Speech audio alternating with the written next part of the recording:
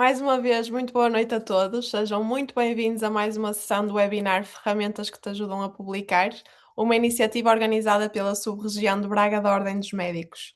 Este ciclo, como sabem, tem sido pensado para acompanhar de forma prática várias etapas da investigação científica e da publicação, desde a formulação da pergunta até a leitura crítica e à produção então de trabalho publicável. Depois de termos dado início ao módulo 2 na semana passada, desenho de estudos e publicação, continuamos hoje esse percurso com uma sessão dedicada a um tema central para quem quer investigar e interpretar evidência com mais rigor: medidas, vieses e interpretação crítica dos resultados. Ao longo da sessão de hoje, vamos revisitar medidas fundamentais em epidemiologia, como incidência, prevalência, mortalidade, bem como medidas de associação, como o risco relativo, a odds ratio e a razão de prevalências. Além disso, vão ser explorados ainda outros conceitos essenciais de erro sistemático, e aqui vamos falar de vieses, de confundimento, sempre com foco na sua aplicação prática à leitura crítica então, dos estudos clínicos. Antes de começarmos, queria apenas relembrar-vos novamente que podem colocar as vossas questões aqui em baixo na aba de Q&A, e é então com muito gosto que eu apresento a doutora Lara Pinheiro Guedes. A doutora Lara é médica especialista em saúde pública e é mestre em estatística para a saúde. Tem experiência, uma vasta experiência nacional e internacional em sistemas e dados de saúde, tendo passado pela direção executiva do SNS e também pela OMS. Atualmente exerce funções na Unidade Local de Saúde do Tâmega e Sousa, onde trabalha nas áreas de planeamento em saúde, epidemiologia aplicada, sobretudo em doença crónica e saúde mental, e também apoio à gestão. Entre os seus principais interesses, que são muitos, estão a governação e a qualidade dos dados em saúde, o planeamento estratégico, os determinantes sociais da saúde e também a inovação em saúde pública. Doutora Lara, muito obrigada por ter aceitado este convite e por estar connosco nesta sessão.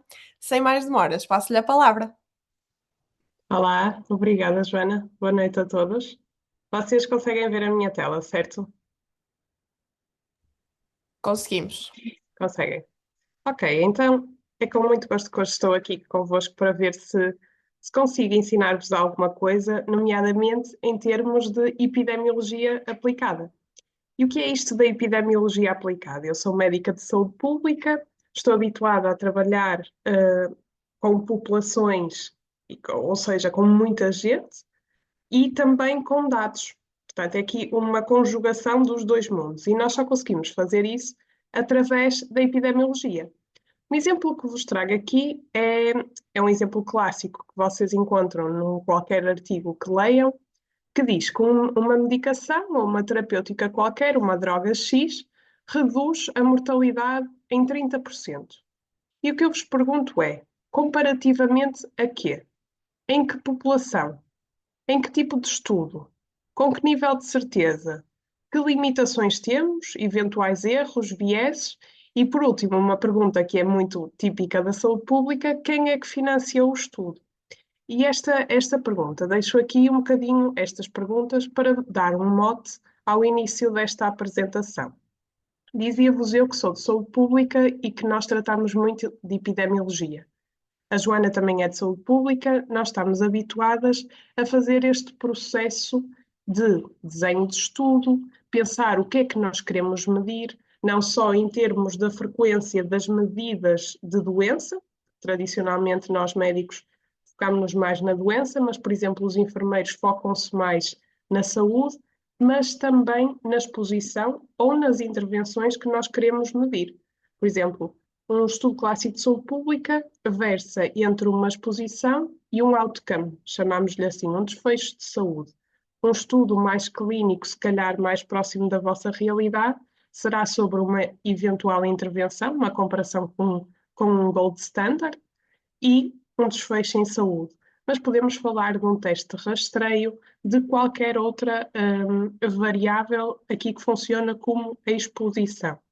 Posto isto, a epidemiologia aplicada procura interpretar os resultados que estes estudos, de acordo com estas variáveis, nos dão e avaliar não só a sua significância estatística, ou seja, passar aquela checklist, no fundo, vocês acabarão por estar mais habituados a Consort, a Strobe e todas aquelas checklists que existem, e se não conhecem, podem encontrá-las facilmente online e que guiam a realização, a elaboração de um estudo, para depois, para além do significado estatístico dos nossos P's, nós avaliarmos, ok, esta eventual associação é mesmo causal ou é mesmo um efeito?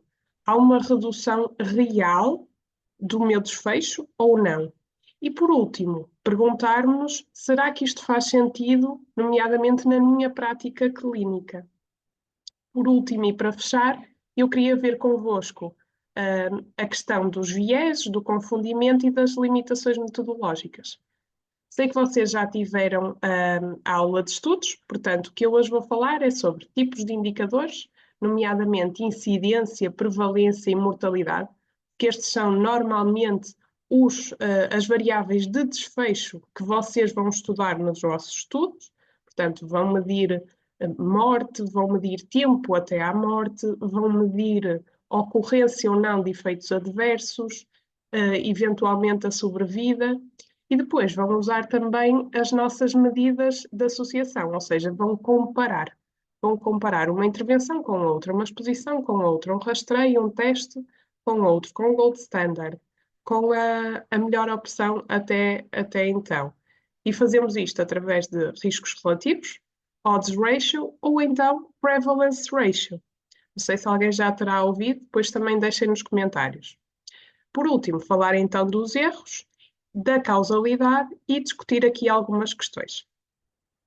Então, entrando aqui nas medições, falarmos um bocadinho dos indicadores.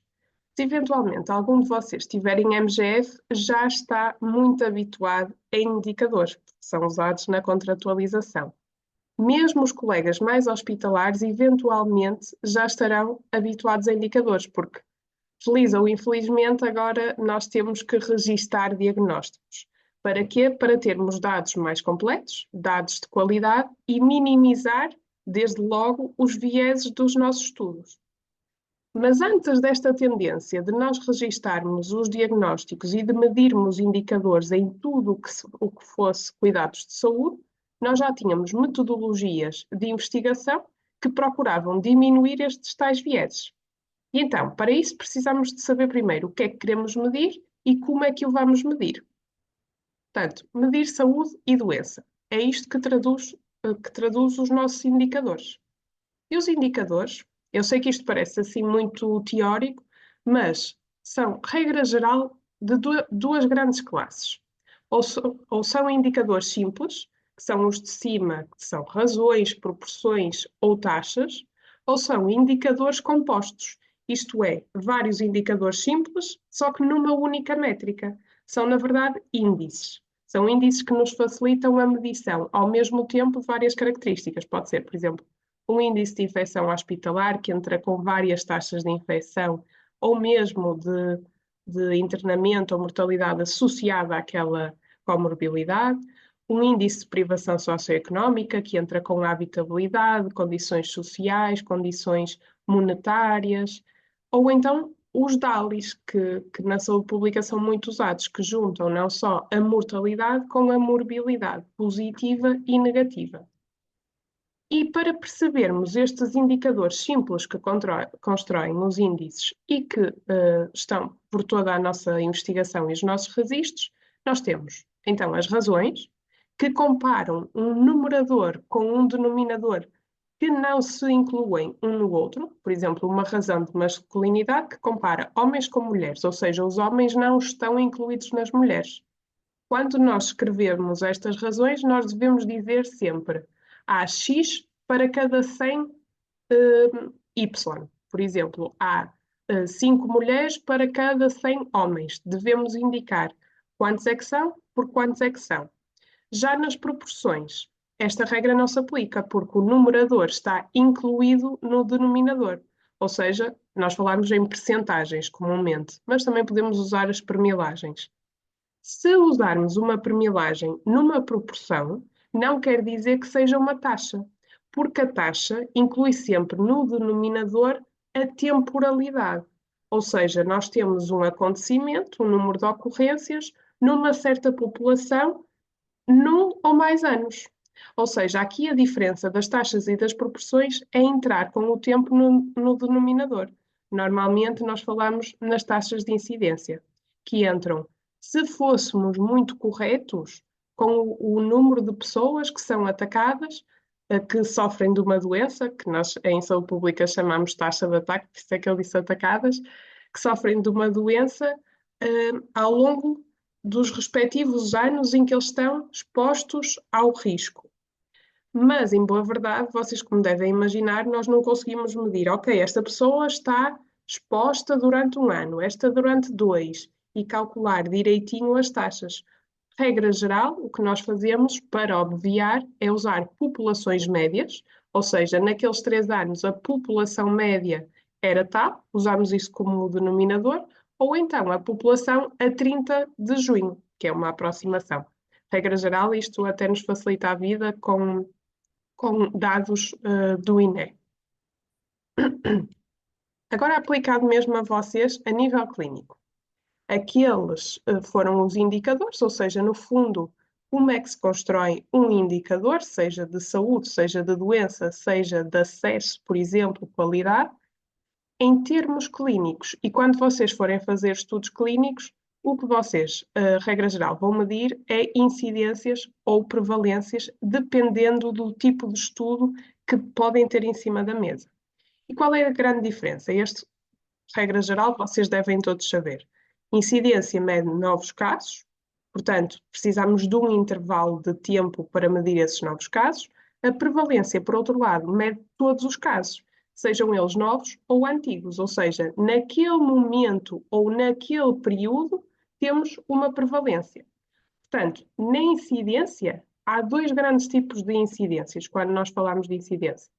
A incidência cumulativa, que é uma proporção, portanto, é o número de novos casos, uh, o número de novos casos a dividir pelo número de casos no início daquele período. Imaginem que fazemos num ano, vemos o número no final desse ano e o número no início. Enquanto a taxa ou densidade de incidência entrará então com as pessoas tempo em risco, com o tempo, que é mais adequado, por exemplo, num estudo de coorte, quando o follow-up temporal varia entre os doentes, porque eles vão saindo, vão entrando e têm tempos de exposição ou de intervenção diferentes. Portanto, uma incidência, novos casos, nós só conseguimos medir quando falamos de coortes ou de ensaios clínicos. Portanto, há uma horizontalidade e há uma temporalidade inerente ao estudo. É útil para estudos de causalidade ou para medir doenças agudas.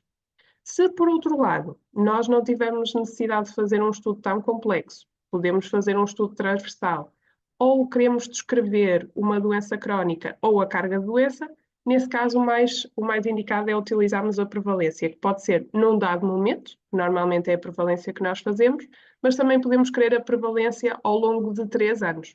Portanto, é fazer o total de casos sobre a população. Nada assim de muito novo, acredito. O que é que também vos gostava de relembrar? Como é que varia esta prevalência? Portanto, a prevalência depende de duas grandes coisas. Primeiro, da incidência, que é de quantos novos casos é que eu tenho ao longo do tempo, e depois de quanto tempo é que eu tenho de doença. Ou seja, se nós tivermos uma maior duração da doença, vamos ter uma maior prevalência, mesmo que a incidência seja constante. Portanto, a sobrevida aumenta a prevalência, enquanto uma doença mais grave ou com maior letalidade vai diminuir a minha prevalência. Só que depois temos outras condicionantes que nos podem aumentar ou diminuir a prevalência falsamente. Não é falsamente, mas que nós não quereríamos ou não esperaríamos, como por exemplo, termos imigrantes, que são casos, ou temos emigrantes que saem, que são saudáveis, que nos aumentam falsamente a prevalência, ou o contrário, temos imigrantes que entram saudáveis e perdemos casos que, por exemplo, imigram, ou que saem daquele hospital, ou que saem da nossa população-alvo. E depois temos uma outra questão que é esta questão dos registros, ou seja, dos nossos dados. Se nós temos um maior registro, vamos ter um aumento da prevalência, que não quer dizer que haja mais doença, mas só que eles estão a ter mais registro. Ou uma mudança qualquer, nos incentivos, por exemplo, da contratualização, que aumentam as prevalências e que só se devem a melhoria dos diagnósticos ou uma alteração do padrão de diagnóstico.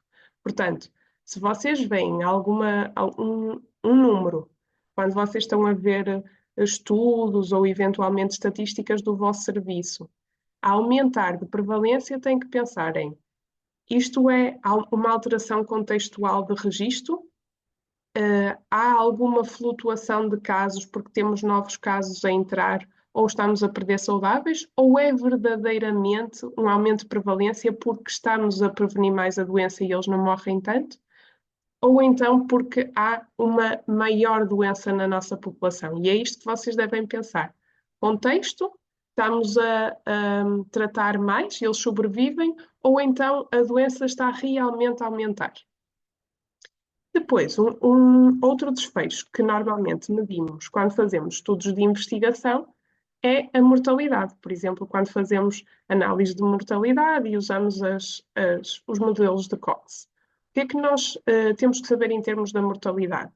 Existem várias maneiras de medir mortalidade. A mortalidade absoluta, ou seja, o número total de óbitos, que é o que nós normalmente temos que recolher.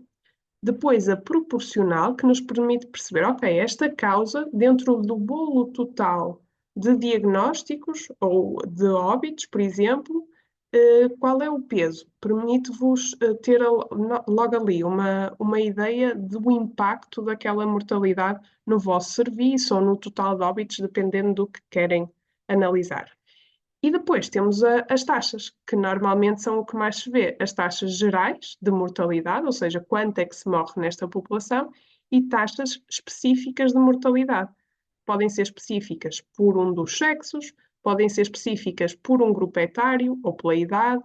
Por exemplo, a taxa de mortalidade prematura é muito usada quando nós queremos falar de mortalidade prevenível, ou seja, onde é que devemos intervir? Na taxa de mortalidade prematura, porque não nos interessa, no fundo, porque é que as pessoas morrem quando já estão mais velhas. Interessa-nos, sim, prevenir a mortalidade evitável. E depois a taxa de mortalidade específica por cada uma das causas, ou seja, pela doença que vocês querem mesmo saber.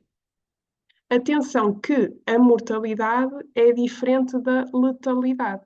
A letalidade mede severidade, enquanto a mortalidade usa como denominador o número, o número de pessoas na população, numa taxa de mortalidade. A letalidade já usa os casos da doença, ou seja, no fundo, é uma proporção do número de óbitos nas pessoas com aquela doença sobre todas as pessoas com aquela doença, ou seja, permite-nos ver se a doença é grave ou não.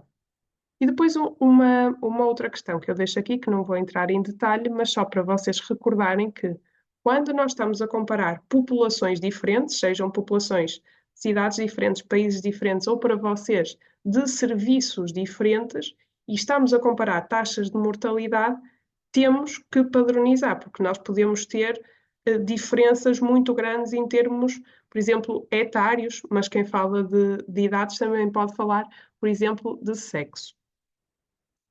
E então, uma pergunta fácil. Um estudo mede quantos atletas têm intensidade através de um questionário que se aplica naquele momento. Isto é uma incidência ou uma prevalência? Vocês devem estar a dizer que é uma prevalência. Portanto, mede todos os casos e não só os novos. É o clássico de uma prevalência. Ok, ou seja, nós já sabemos o que é que queremos medir, quais são os desfechos. Agora vamos avançar para as medidas de associação. Temos três medidas assim mais clássicas. O risco relativo é aquele que surge à cabeça, talvez porque é o risco relativo que nos vai dar a causalidade, ou seja, quando nós fazemos um estudo para ver se uma doença advém de uma exposição ou se há um efeito de uma intervenção, o que nós estamos sempre a querer procurar, ou por norma, é um risco relativo, isto é, o risco de um acontecimento acontecer nos expostos face aos não expostos. nos intervencionados face aos não intervencionados. E o que temos que saber é que, sendo isto um quociente, e isto é aplicável para as odds ratio e para os prevalence ratio, o número que nos guia é o 1. Se fosse uma diferença, que também existe, seria o 0. Neste caso, é o 1. Portanto, temos quocientes. Quando o nosso intervalo de confiança para o risco relativo inclui o 1, quer dizer que não há associação. Portanto, nós não podemos depreender que a nossa intervenção ou a nossa exposição altera o desfecho. Se alterar, ou seja, se o 1 não estiver incluído no intervalo de confiança, nós temos que ver qual é que é a tendência. Se o risco relativo é maior do que 1, quer dizer que nós temos um maior risco de doença. Portanto, temos aqui uma exposição a aumentar o risco, um fator de risco. Caso contrário, se o risco relativo for inferior a 1, portanto for 0,9, 0,8, nós temos um fator protetor, portanto há uma diminuição do risco. E então, como eu vos dizia, este é um bom indicador de causalidade, portanto deve ser utilizado quando nós temos temporalidade, em estudos de coorte ou em ensaios clínicos, onde nós conseguimos calcular, portanto, incidência, novos casos. O tempo está a passar. Se nós não tivermos este tempo, se não tivermos possibilidade de calcular incidência, calculamos odds ratio. As odds são semelhantes ao risco relativo, mas não têm tanta força de efeito, ou seja, causalidade. Tipicamente usam-se em dois tipos de estudos.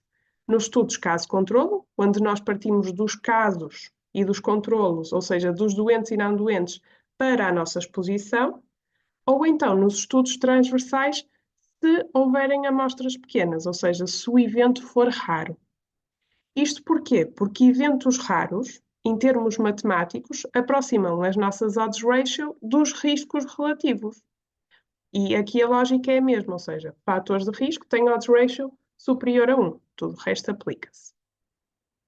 Quando eu vos dizia, ok, então nós temos riscos relativos para estudos prospectivos, ou seja, ensaios clínicos ou coortes, odds ratio para caso controlo, e depois dizia que temos odds ratio para estudos transversais se forem eventos raros.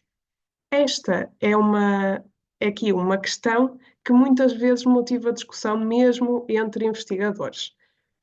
E eu própria acabei por fazer um estudo, porque eu tenho um mestrado em estatística, e a minha tese de mestrado foi precisamente se nós devemos usar prevalence ratios ou não em estudos transversais.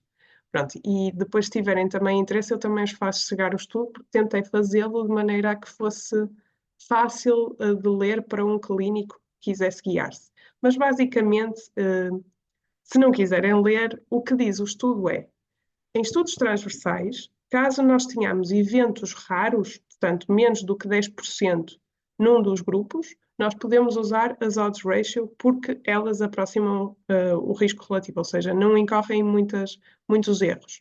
Se o evento não for raro, não há adequação do uso das odds ratio, ou seja, nós devemos usar as prevalence ratios. E é exatamente a mesma coisa para vocês. Só em termos estatísticos devem usar estas. Porquê? Porque o modelo ajusta melhor, ou seja, os valores que lá saírem vão ser melhores. Isto pode até afetar o vosso intervalo de confiança, ou seja, imaginem que vocês fazem um estudo transversal com um evento que não é raro, portanto que tem uma frequência de 20% e usam um odds ratio. Vocês podem não ter significância só porque estão a usar as odds ratio e não as prevalence ratio. E isto é importante porque dita o modelo que vocês vão usar. Ou seja, o modelo que vocês vão usar para obter o odds ratio será sempre a regressão logística. E vocês sabem, por exemplo, que com o risco relativo não podem usar uma regressão logística. Têm que usar uma Poisson, têm que usar uma log binomial. Se forem para um hazard ratio num estudo de sobrevivência, têm que fazer uma regressão de Cox. Por isso, pelo mesmo motivo, há regressões específicas que nos dão prevalence ratio, que chamam-se, estas são as Poisson robustas, ou então até as log binomiais. Em termos de SPSS, ou R, ou STATA, se vocês usarem, é tão simples como pedirem uma coação robusta. Depois também podem mandar-me e-mail que eu escrevo isso direitinho, mas é uma coisa muito simples, é só, em vez de escolherem a logística, escolhem a outra. E no fundo vão ter resultados mais fidedignos e ter uma maior aproximação da, da medida real, porque isto, apesar de tudo, são tudo estimativas, ou seja, vocês estão a fazer estudos em amostras. E a razão de prevalências é exatamente o mesmo que o risco relativo e a OR. É uma prevalência nos expostos sobre uma prevalência nos não expostos, ou seja, quando vocês a estimarem, dizem a prevalência nos expostos é X vezes a prevalência nos não expostos. Tão simples como isso. Portanto, imaginem, um ensaio clínico reporta-vos um risco relativo inferior a 1, de 0,75, com um intervalo de confiança de 0,6 a 0,9. Este tratamento funciona? E a resposta é sim, funciona. Ou seja, temos um risco relativo que até é inferior a 1, portanto, há um tratamento, há um menor risco associado à doença e o intervalo de confiança não cruza o 1. Portanto, há uma redução de 25% no risco. Mas atenção, o facto do estudo dar-nos um valor estatisticamente significativo não quer dizer que para vocês seja clinicamente relevante. Portanto, vocês depois vão ter que ver quais foram as condições daquele estudo, a que tipo de amostra é que temos, ou seja, é preciso avaliarmos o contexto. E falando em contexto, passamos agora para a questão da interpretação dos resultados, ou seja, vocês escolhem tudo bem, a medida bem, têm o tipo de estudo certo, o modelo está certo, estimam a vossa medida, mas será que têm erros? Será que têm vieses? E o confundimento, o que é que é? Portanto, falando sobre tipos de erros, nós temos dois grandes tipos de erros. Os erros aleatórios, que diminuem a precisão, ou seja, vocês se aumentarem a vossa amostra, conseguem diminuir estes erros, e os erros sistemáticos, os nossos conhecidos vieses. Estes são mais chatos porque eles não desaparecem se vocês aumentarem a amostra. Ou seja, vocês têm mesmo que, antes de fazer o estudo, pensar neles, que eles não desaparecem na análise de dados. Estes são vieses de seleção, vieses de informação ou vieses de publicação. Há três grandes tipos de vieses ou erros sistemáticos. E estes vieses são chatos, porque eles, para além de não desaparecerem com a análise de dados, para além de vocês terem antecipadamente que pensar neles, eles podem mesmo diminuir a validade do vosso estudo. O que é que quer dizer diminuir a validade do estudo? Quer dizer que a medida que vocês lá estimam não é uma medida real. Por muito que ela seja precisa, ou seja igual às outras, ela não é real, está a medir uma coisa irreal. E se nós tivermos uma validade interna, ou seja, naquela população que vocês estão a estudar, fraca, precária, vocês terão claramente uma validade externa igualmente má, porque nós não conseguimos, com baixa qualidade no nosso estudo, estimar uma boa qualidade na população geral. E o inverso também não é garantido, ou seja, mesmo que vocês até cautelem os vieses, não quer dizer que, tendo validade interna, assegurem validade externa.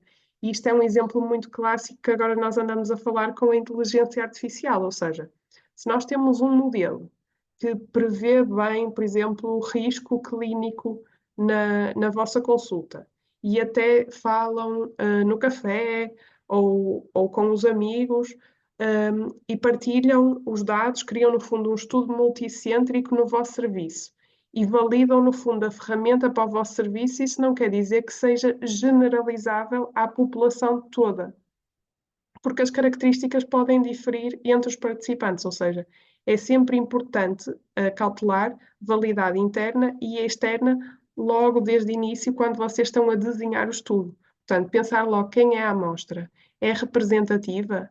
Representa a população? Há alguma maneira de eu controlar isso? Vocês só vão conseguir saber se há ou se não há, se conhecerem à partida os principais vieses que vos podem surgir no estudo. Portanto, falando de vieses de seleção. Estes vieses de seleção, o que fazem é fazer diferir a população que participa no estudo daquela que não participa, e nós não queremos isto. Queremos que a população que entra e que não entra seja o mais homogénea possível. Por isso é que vocês fazem aquela tabela 1 em que descrevem as características dos participantes e, em bom rigor, descreveriam também uh, a dos grupos e comparavam a ver se há diferenças. Portanto, que vieses é que nós podemos ter? Podemos ter vieses de participação, ou seja, as pessoas que tendem a participar serão aquelas que estão mais doentes ou eventualmente mais saudáveis, dependendo do vosso tipo de estudo. Vocês só conseguem controlar isto através de ensaios clínicos, ou seja, randomizar a vossa exposição, a vossa intervenção, de garantir amostras que são probabilísticas, que não são de convenção, ou seja, vocês não permitem que as pessoas escolhem de livre vontade entrar ou não no estudo, vocês é que decidem. E podem ver se isto existe através da tal comparação de grupos que eu vos dizia. Depois podem ter o viés de detecção, isto quer dizer que se vocês tiverem maior exposição de um certo fator, vão ter uma maior tendência a classificar aquela pessoa como doente, ou seja, vão-lhe fazer mais testes de diagnóstico. E isto depois vai condicionar, claro, o grupo, ou seja, vai haver aqui um viés de seleção. A única maneira de reduzirem é randomizarem. Nestes casos é mesmo estudos experimentais. O mesmo acontece, por exemplo, quando nós viemos cá para baixo para o viés de indicação.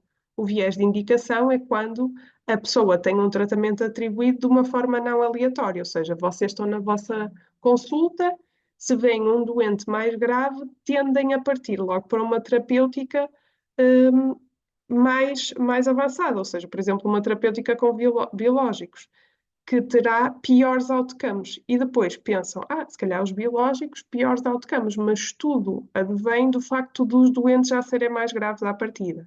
E a única maneira, lá está, de controlar seria a randomização. Depois, há aqui alguns vieses de seleção que podem acontecer se nós não tivermos cuidado em termos da seleção dos casos, sempre que não podemos fazer estudos experimentais. Por exemplo, selecionar casos muito antigos.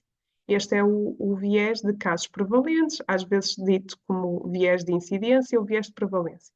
Ou seja, pode haver diferenças fisiológicas entre casos que já são muito antigos e casos recentes, não é? Há aqui evolução das formas de doença, ou então pode haver mesmo o viés de sobrevivência, que é um caso que já está vivo há muito tempo, pode ter outros fatores que o protegem e é por isso que ele está vivo e ainda não faleceu.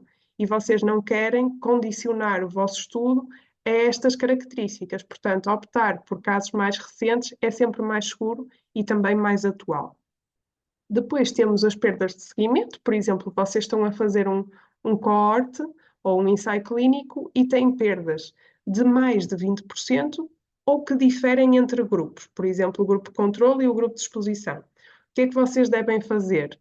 Tentar corrigir os dropouts, quase como emparelhar nesse mesmo grupo pessoas semelhantes, aumentar o número daquele grupo, ou já antes disto acontecer, pôr mais um X na amostra para acautelar perdas de seguimento, isto é muito normal de ser feito, e na análise dos dados, fazer uma análise intention to treat, em vez de se guiarem pelo protocolo, analisam só, de facto, os que cumpriram o tratamento, portanto, enquadrando já estas perdas.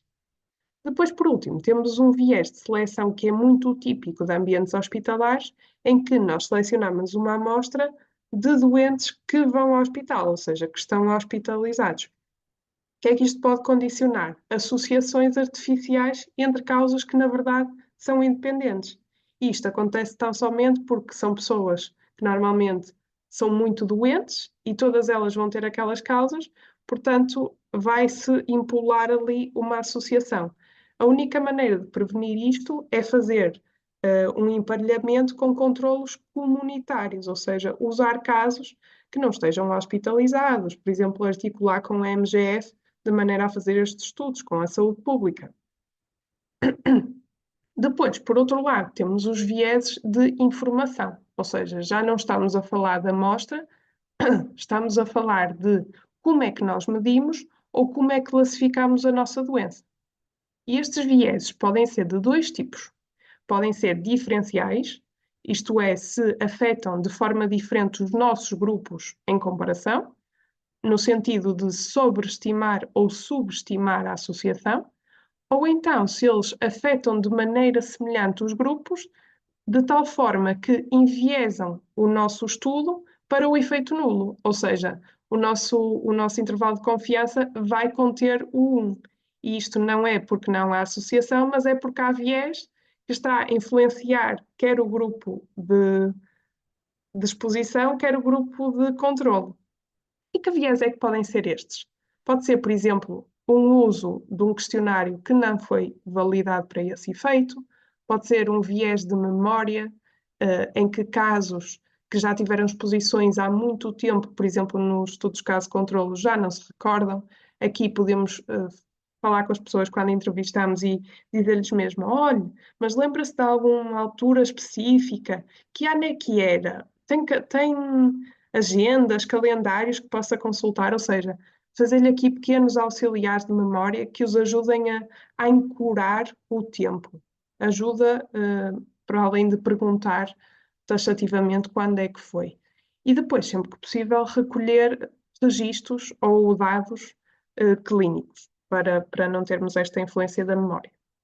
Depois temos os viés que decorrem de não fazermos estudos experimentais e que só podemos corrigi-los fazendo-os, ou seja, randomizando. É o viés do observador ou o viés do entrevistador, que aumentam a intensidade da avaliação num grupo que eles já estão à espera que seja o grupo mais doente ou que não responde tanto a um fármaco.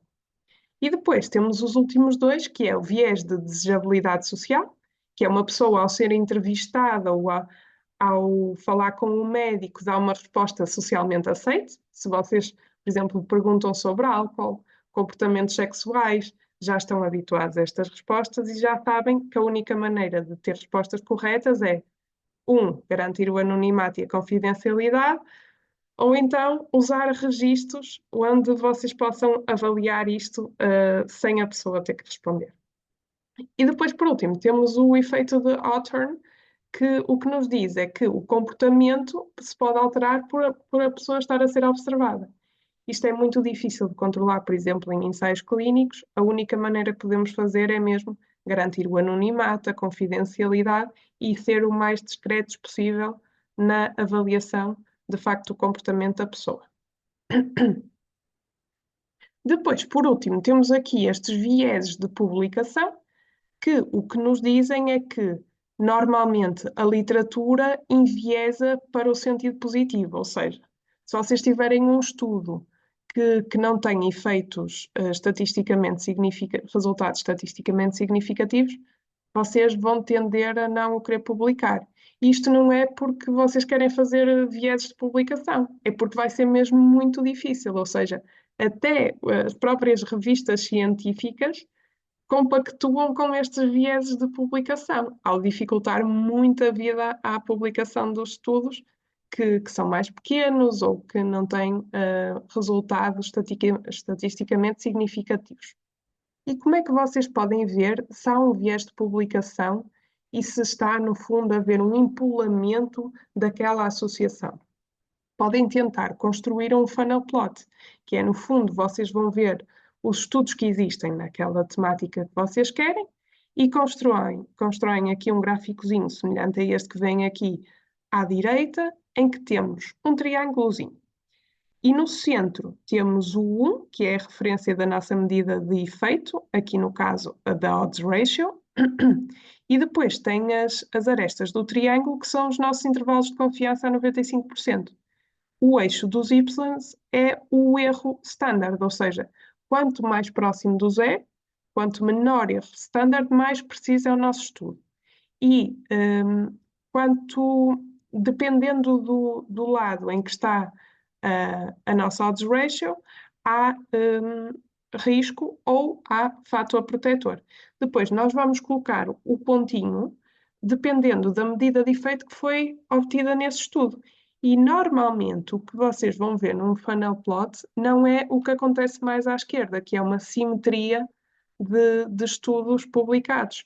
É sim o que acontece aqui no nosso gráfico do meio, que é vai haver aqui uma área que não tem estudos, que é precisamente naqueles que não têm efeito ou que têm um efeito contrário ao que seria de esperar, e tendencialmente também com amostras mais pequenas, ou seja, com precisão mais pequenina. E isto não quer dizer que não possa haver estes estudos, só que estas pessoas provavelmente não estão a publicar. E também é uma oportunidade para vocês tentarem publicar um estudo que não tenha corrido tão bem, desde que ele seja estatisticamente viável. Podem sempre tentar alegar estar a combater os vieses de publicação. Depois temos, por último, o confundimento. O confundimento não é um erro, portanto, não é um viés.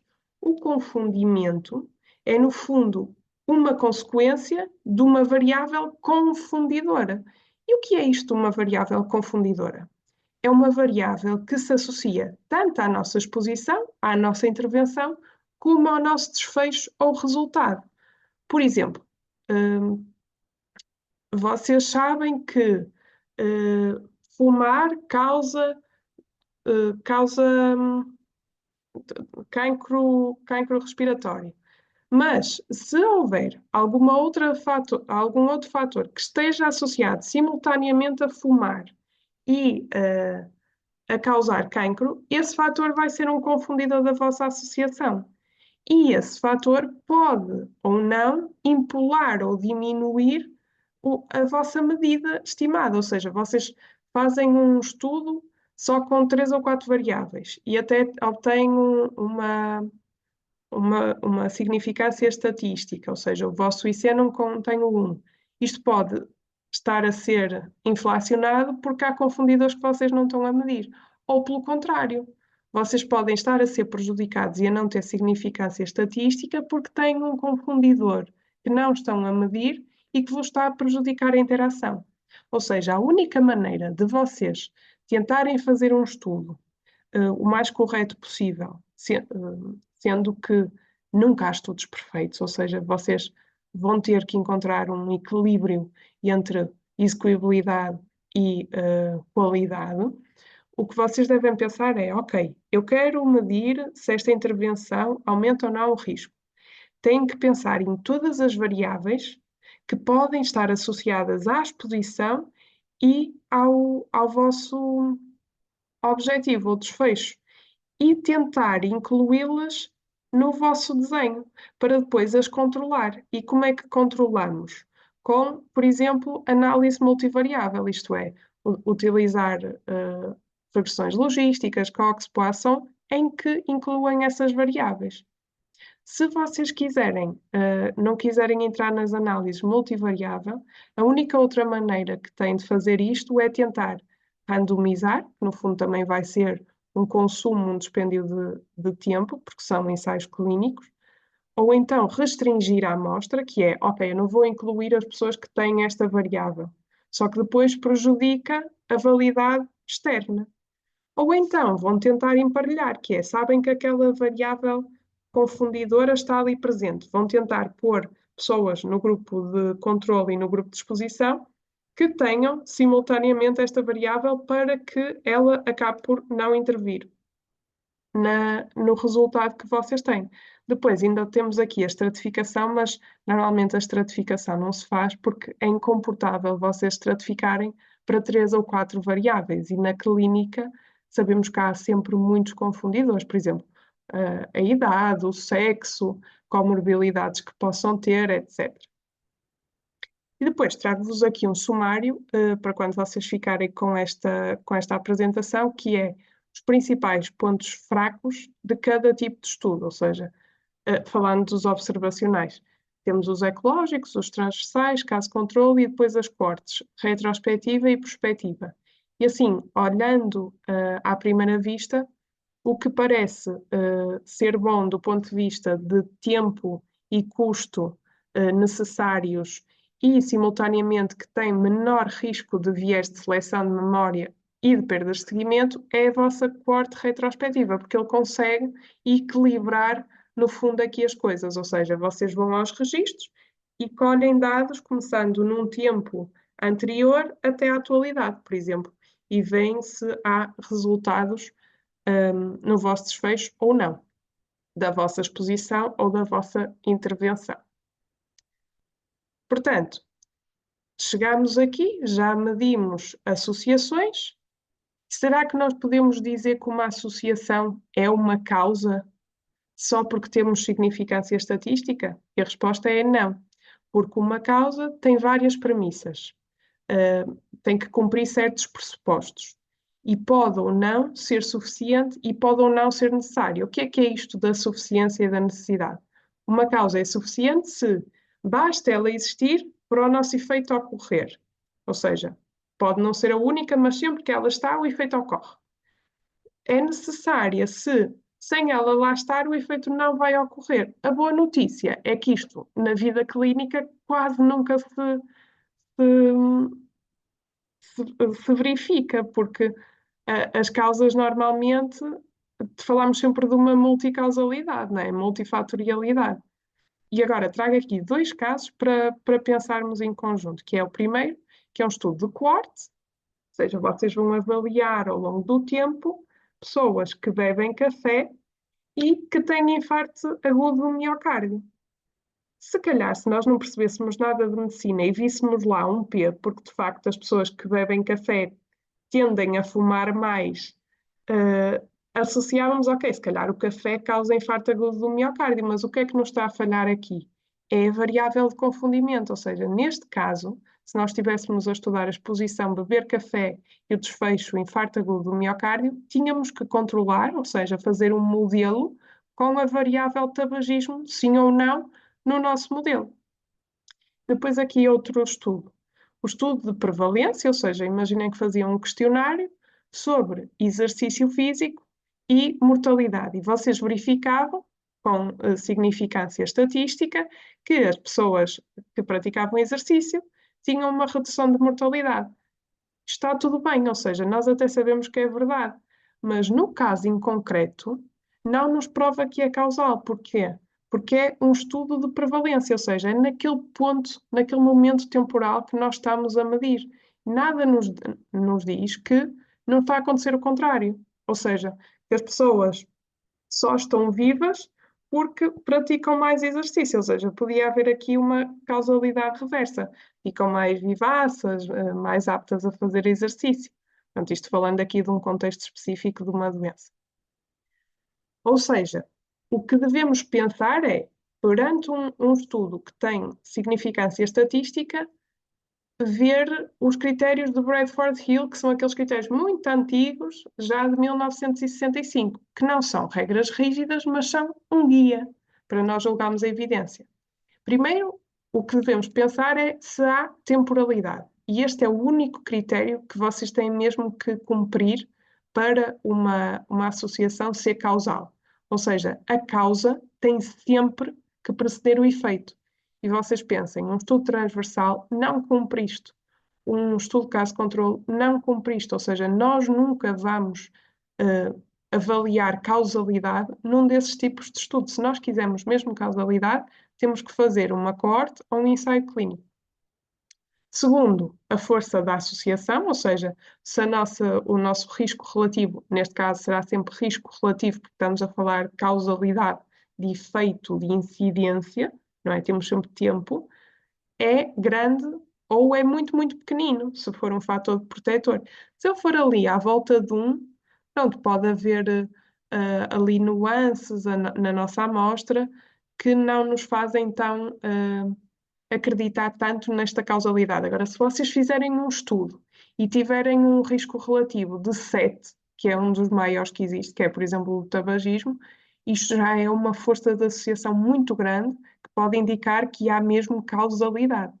Pois outro muito importante é a plausibilidade, ou seja, vocês têm algum mecanismo biológico que explica a associação. E depois há pequenas dicas, há a dose-resposta, que é quanto mais exposição têm, mais risco vão ter, quanto mais medicamento tomam, menor risco, ou seja, mais sobrevida vão ter, se há consistência, ou seja, resultados similares com outros estudos em outras populações, se há reversibilidade, ou seja, se vocês retirarem a exposição ou a intervenção, reduzem ou aumentam o risco, e depois, de acordo com o tipo de estudo, que era o que eu vos dizia, portanto, ensaios clínicos e coortes. E aqui está um pequeno algoritmo mental para vocês avaliarem causalidade, ou seja, vocês veem um estudo que vos fala em efeito, que vos fala em causa. Vocês pensem sempre, ok, nós temos um P, temos um IC que não inclui o 1, então há significância estatística. Ok, mas será que há viés? Vocês vão pensar, ok, como é que foi colhida esta amostra? Hum, há aqui diferenças entre a população que está a participar no estudo e a que não está? Como é que foram medidas as variáveis? Que variáveis é que estão em jogo? E depois vão ver, será que há confundimento? Ou seja, há aqui alguma variável que está a escapar a este estudo e que pode estar associada quer à exposição ou quer ao tratamento, quer ao efeito, ao desfecho? E se vocês responderem sempre que não há viés, não há confundimento, então aí sim podemos ter um verdadeiro efeito ou uma verdadeira relação causal. E passamos então aos critérios de Bradford Hill. E aí vocês depois concorrem ao Prémio Nobel, porque é fantástico. Ahm, Depois, outra coisinha que eu trouxe para vocês verem é este resumo dos modelos estatísticos que vos diz, dependendo de que variável de outcome vocês têm, se é uma variável contínua, se é uma variável binária, sim, não, se é uma contagem ou uma taxa, ou se é um tempo até ao evento, time to event, por exemplo, o tempo até à morte, o tempo até à ocorrência de um efeito secundário, que tipo de regressão de modelo é que vocês usam e o que é que sai, qual é o output desse modelo. É um BET, é uma OR, é um RR, Prevalence Ratio, uma Hazard Ratio, pronto, também para orientar um bocadinho, mas não vou entrar em detalhe. E depois, aqui a checklist final para ler um artigo, ou seja, para avaliar evidência. Pensar sempre, qual é o tipo de estudo? O tipo de estudo está a ser adequado ao objetivo e vocês normalmente, se o artigo for bom, no vosso sumário, no abstract, conseguem logo ver a maior parte destas coisas. Qual é o tipo de estudo? É adequado ao objetivo? A amostra, qual é? Como é que foi colhida? É representativa? O que é que eles estão a medir? Qual é a intervenção? Qual é a exposição? Qual é o nosso outcome, o nosso desfecho? Estão bem definidos? Como é que foram medidos? Onde é que eles foram buscar os dados? Depois, passam para a metodologia, que é sempre aquela secção que assusta. Vejam que tipo de análise estatística é que está a ser feita. É correta para o vosso desenho? Ou seja, vocês, por exemplo, têm uma coorte, não vão fazer uma regressão logística, não é? Tem que fazer sempre uma população, ou tem que fazer um hazard ratio, porque estão a entrar com incidências. Depois vocês vão ver, ok, temos o estudo, temos o tipo de modelo. Que medida de associação é que eles estão a usar? É compatível? Pronto, e depois avaliam as variáveis que eles usam, ou seja, veem se eles controlam para o confundimento. E depois passam então para os vieses, aí já entrar num detalhe mais avançado, já estamos a entrar aqui a sério. Já tem que ir abrir o estudo e ver a descrição dos métodos, ver mesmo a discussão e as limitações que os autores descrevem. Há vieses de seleção ou de informação? E se sim, em que direção? Ou seja, eles estão a entrar só num dos grupos? Em ambos os grupos? E depois é que vão ver realmente se a conclusão é plausível à luz dos vossos critérios, se vocês querem entrar com a causalidade. Se não quiserem, se só quiserem ver se há significância estatística, cruzam não um nulo e qual é a magnitude do efeito. Portanto, isto é assim a visão geral que eu vos queria passar da epidemiologia aplicada à investigação. Trouxe também aqui um conjunto de exercícios para ir vendo convosco, só para sintetizar o que nós acabámos de ver.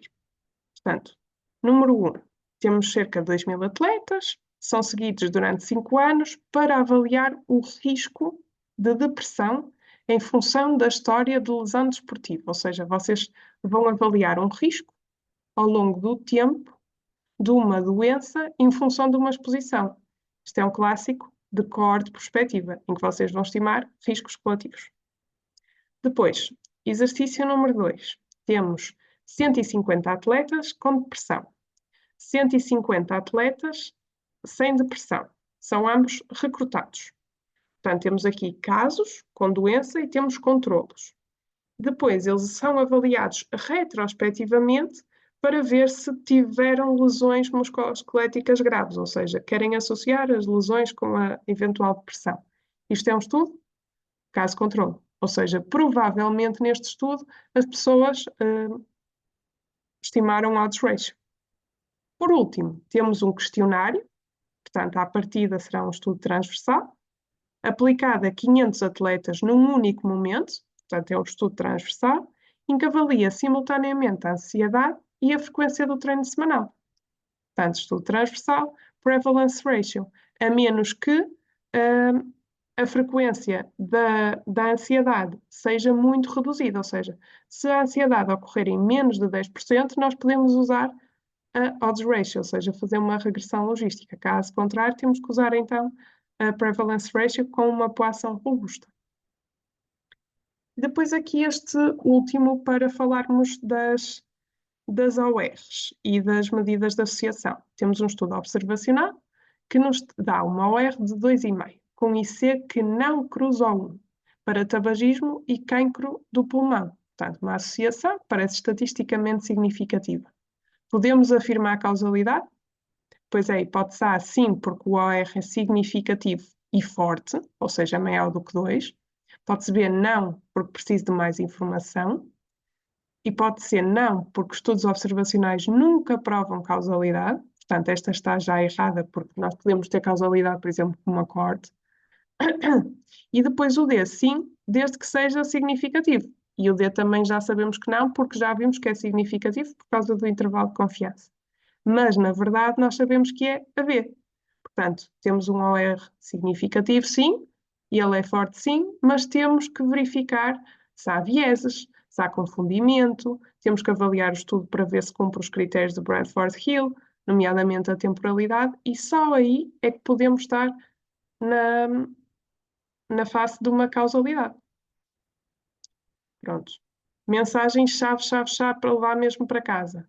Risco relativo fica para coortes e ensaios clínicos, OR caso controle, ORs ou prevalence ratios, dependendo da frequência para transversais. Um estudo ser significativo não quer dizer que seja causal, e ser causal não quer dizer que seja clinicamente relevante. Vocês têm que ver se adapta à vossa prática, ao que vocês fazem no dia a dia, se temos cá recursos para comprar o tratamento ou não. Depois, para além do P e do IC, vocês têm sempre que ver viés e confundimento, ou seja, que variáveis estão no modelo. A temporalidade é o único critério que é mesmo obrigatório para causalidade. E ler criticamente é uma competência que se treina, ou seja, não é por vocês hoje estarem, isto é muita coisa mesmo para mim, que daqui a 5 anos até não sejam vocês a dar esta formação. Portanto, muito obrigada pela vossa atenção e se tiverem questões, dúvidas, estou aqui à disposição para responder. Muito obrigada, Lara. Acho que ficou evidente a ideia de que interpretar resultados exige efetivamente perceber bem a medida que está a ser usada, que perguntas estamos a fazer e de que forma é que os vieses, o confundimento, as próprias escolhas metodológicas podem mesmo alterar a leitura final de um estudo. Vamos então passar à fase de perguntas e respostas e a discussão das perguntas. Se quiserem, relembro que podem colocar mais perguntas na aba de Q&A cá em baixo. Já temos aqui algumas, começando pela primeira. Quando falamos de incidência, prevalência e mortalidade e mesmo as medidas de associação, parece conceptualmente simples, mas estas medidas dependem muito do desenho do estudo e da definição, efetivamente, dos eventos. Pronto. Vamos aprofundar a parte estatística noutras sessões, mas já que estás aqui, aproveitamos um bocadinho para falar contigo. Falaste, por exemplo, do modelo de coação nas coortes, mas nós ainda vemos alguns estudos que usam bastante a regressão logística e sabemos que a regressão logística só dá odds ratio. Pronto. Dependendo da prevalência da doença, podemos fazê-lo eventualmente ou não. Isto porque o odds ratio, dependendo da prevalência da doença, pode ser semelhante ao risco relativo. Ok. Força. Então, nós só podemos usar odds ratio para se aproximarem de riscos relativos se tivermos um conjunto de considerações a acautelar. E só conseguimos acautelá-las em dois tipos de estudo, que é nos casos de controlo ou nos estudos transversais. Ou seja, se nós temos uma coorte e o que nós queremos é mesmo verificar temporalidade para ter um desfecho, nós temos que usar uma Poisson ou uma Cox ou eventualmente uma log binomial, mas não devemos aplicar as regressões logísticas. Ok. E no caso do confundimento? Já falaste bastante sobre isto, mas por vezes há tendência mesmo para o encarar como um problema que se vai resolver depois na estatística para a frente, na modulação. Devemos tentar considerá-lo no início, não é? E tentar minimizá-lo logo no desenho do estudo, certo? Já falaste um bocadinho, mas puderes aprofundar. Ok, ou seja, o que temos que ver antes é precisamente que dados é que nós precisamos, porque nós podemos acautelar isto com a análise, mas se nós depois não tivermos os dados, não vamos conseguir fazê-lo. Ou seja, é pensar, antes de colher os dados, que dados é que eu preciso? Que variáveis é que nós temos que ajustar para? Que variáveis é que temos que colher? E são as confundidoras. E aí, quando formos colher os dados, pedir ou colher nós já os dados das variáveis confundidoras, que é para depois conseguir controlá-los na modulação. E esta questão do confundimento, nós temos de estar mais atento a ele exatamente nos estudos observacionais, não é? Porque virtualmente num ensaio clínico vai ser distribuído aleatoriamente pelos grupos, e então temos a parte da randomização que falaste há pouco, certo? É isso. No fundo, aí, como é aleatório, os dois grupos terão mais ou menos o mesmo impacto, portanto, não se vai notar. Ok, e para terminar, há assim algum tipo de viés que consideres particularmente subvalorizado em estudos clínicos observacionais, principalmente os hospitalares, que nós estamos aqui com muitos internos, que trabalham no hospital, e até podem produzir resultados teoricamente ou aparentemente plausíveis, e é mais difícil questionar por aí, mas estão mal feitos metodologicamente ou têm algum viés associado?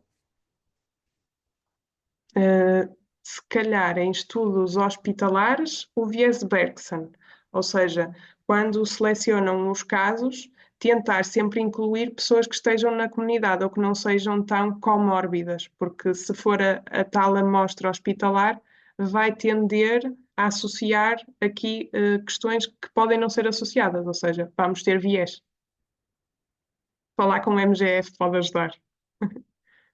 Pedir ajuda quando não soubermos, não é? É Pronto, terminamos aqui as perguntas. Obrigada a todas pelas perguntas e pela participação. Para terminarmos, quero agradecer muito à doutora Lara Pinheiro, pela disponibilidade, pela clareza, pela forma prática como nos trouxe um tema absolutamente central para quem quer não só investigar melhor, mas também interpretar, ler melhor aquilo que quer publicar, aquilo que os outros publicam. Isto é uma coisa muito importante da nossa prática clínica, principalmente para quem trabalha no hospital, para nós também. Vá. Ficou muito clara a ideia de que conhecer medidas epidemiológicas não chega. É preciso saber interpretá-las criticamente, reconhecer limitações, identificar então os potenciais vieses e perceber até que ponto os resultados apresentados sustentam ou não as conclusões de um estudo. Não esquecemos a questão da associação versus a causalidade, que não é a mesma coisa. Agradeço também a todos os colegas que estiveram connosco, em especial aos médicos internos, que continuam a ser um público central deste ciclo.